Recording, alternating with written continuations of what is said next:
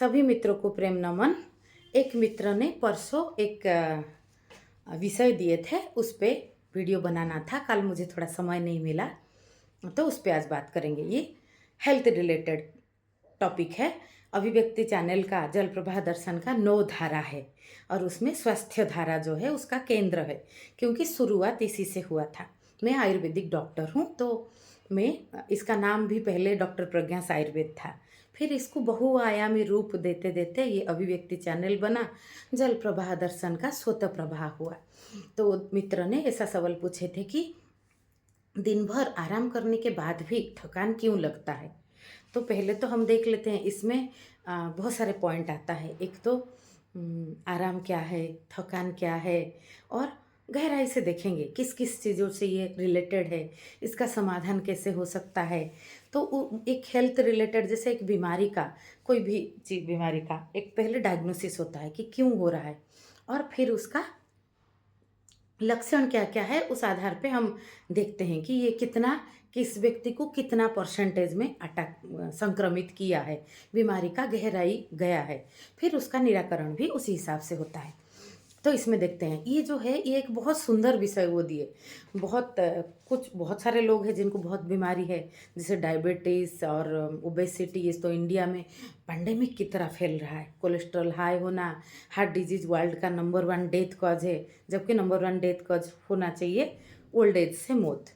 तो ये तो एक है, और बाकी एक गहरा समस्या है। ये तो सीधा सीधा पता चल रहा है कि बीमारी है, उसमें चिकित्सा हो रहा है, वो सुरक्षा के लिए, प्रिवेंशन के लिए भी काम हो रहा है और होना चाहिए। मैं भी उसी फील्ड में बहुत अपना जितना समझ की गहराई से उसको, उस पे अपना योगदान देने का कोशिश कर रही हूँ।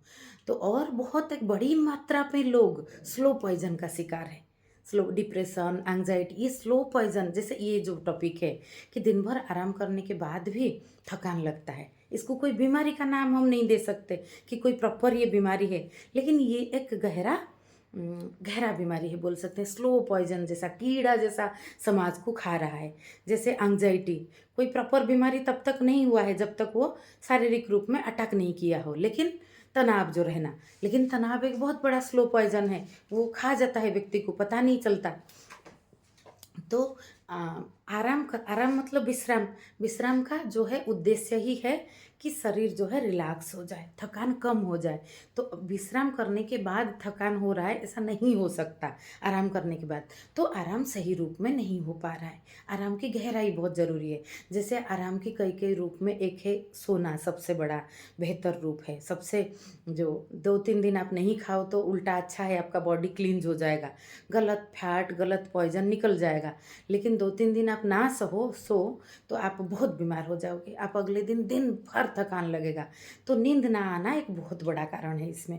पहला कारण मैं बताती हूँ। तो नींद आप रात को ठीक से नहीं आता है, तो दिन में जो भी समस्या है, जो भी चिंता है, जो भी है, सबको रात को सोते टाइम साइड कर देना है, बाजू में, जाओ कल सुबह देख लेंगे करके सोना है। क्योंकि जीवन जो है अभी के वर्तमान में है, ये बोध थोड़ा लाना पड़ेगा। मैं इसको शारीरिक तल से लेकर बोध की तल तक हर एंगल से इसको रखने का कोशिश कर रही हूँ। तो ये बोध रखना पड़ेगा कि जीवन में जो भी दुख हो, सुख हो, जो भी चिंता हो, अभी तो कुछ नहीं है। अभी मैं नहीं सोने से भी कुछ समाधान नहीं होने वाला है। तो थोड़ा शरीर को, और नींद सपोज सहज नहीं आ रहा है, तो नींद आने का तरीका क्या है। कुछ खान पान पे आप थोड़ा लाइट आहार, रात जो लोग रात को बहुत हेवी खाते हैं तो नींद आने में भी दिक्कत होता है। थोड़ा रात का खाना लघु रखना है।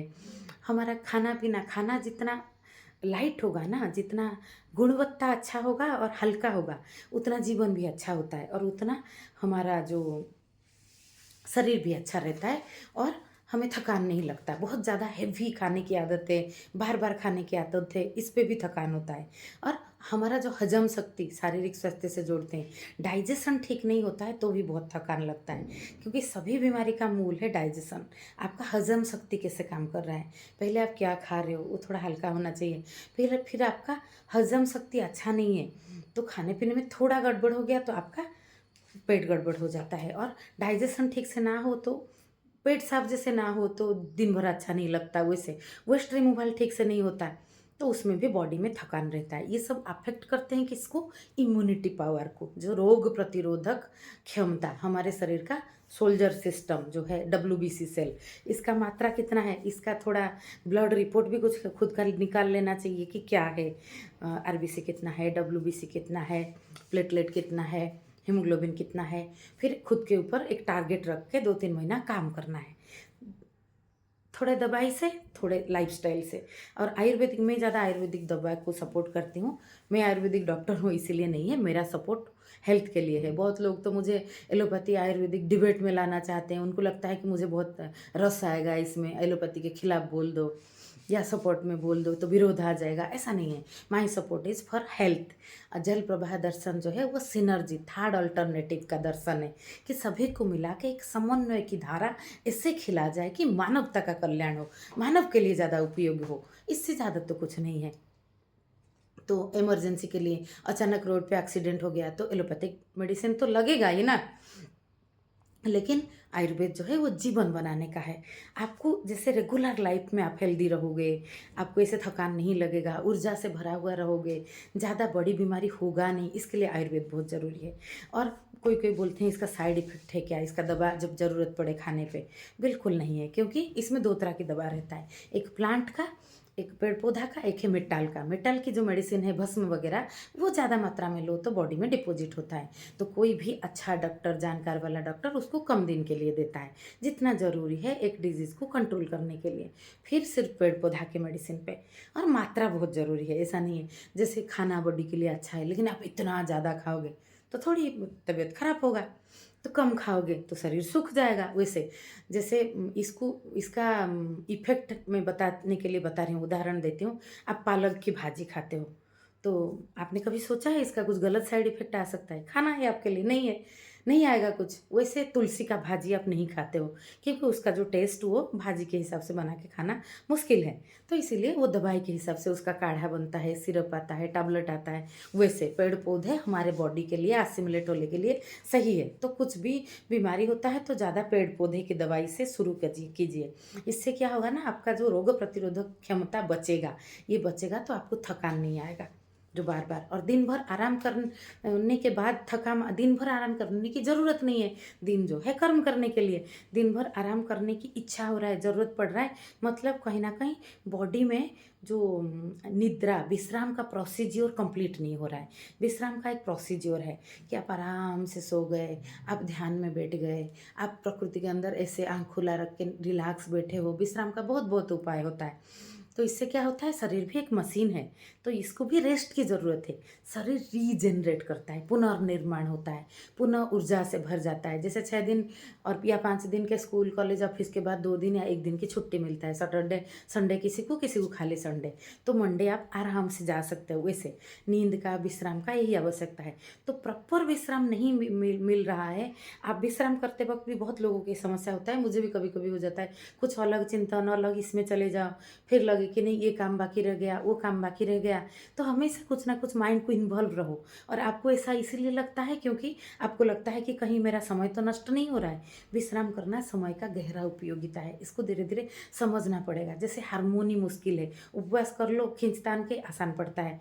जो है खाना बहुत ज़्यादा खा लो, टेस्टी लग रहा है, वो भी आसान पड़ता है। लेकिन टेस्टी खाना है, भूख है, कंट्रोल में खाना, ये मुश्किल लगता है इंसान को। तो इसलिए ये चीज़ को हमें जो है देखना है कि हमारा शरीर के लिए क्या अच्छा है। शारीरिक तौर पे डाइजेस्टिव सिस्टम में प्रॉब्लम होगा, नींद ठीक से नहीं आ रहा होगा, विश्राम प्रॉपर नहीं मिल रहा होगा। जैसे रात को आप पूरा रात भर टीवी देखो तो सुबह दिन भर अगले दिन आपको लगेगा जैसे शराब पिए हो, बार बार सोने की मन कर रहा होगा लेकिन नींद नहीं हो रहा है, तो थकान लगेगा ना, क्योंकि बॉडी जो है, बॉडी का जो साइकिल, जो एक स्वस्थ साइकिल, वो कंप्लीट नहीं हो रहा है। तो ये ज़्यादातर इसी चीज़ से रिलेटेड है। तो इसको जो अगर हम कुछ मेडिसिन आप ले सकते हो, जैसे हजम के लिए अगर डाइजेशन का प्रॉब्लम है, अभिपत्तिकर चूर्ण, हिंगवाष्टक चूर्ण, कुछ कुछ दवा भी मैं बता देती हूँ जो सेफ मेडिसिन है। हाफ चम्मच 2 टाइम खाने से आधा घंटा पहले ले सकते हो। थोड़ा छाछ के साथ पी सकते हो, नहीं तो पानी के साथ। और पेट साफ नहीं हो रहा है तो कुछ दिन के लिए पेट साफ का कुछ मेडिसिन आप इस सब गुल ले सकते हो पानी में घोल के। नहीं तो कायम चूर्ण, जो झंडू नित्यम, इस तरह के कुछ भी ले सकते हो आप कुछ दिन के लिए, डॉक्टर का पास में जो डॉक्टर है उनका सलाह लेके। तो उसमें भी आपको फ़ायदा होगा। डाइजेशन जितना अच्छा रहेगा ना, बॉडी उतना फ्रेश रहेगा। हजम शक्ति, हमारा अग्नि, जो है पंच तत्व, खी वाफ तेज मरुत व्यम, पृथ्वी जल अग्नि वायु आकाश, उसमें अग्नि तत्व बीच में आता है, ये हमें धारण करता है। शरीर का अग्नि तत्व मेंटेन होगा तो हमें थकान नहीं होगा।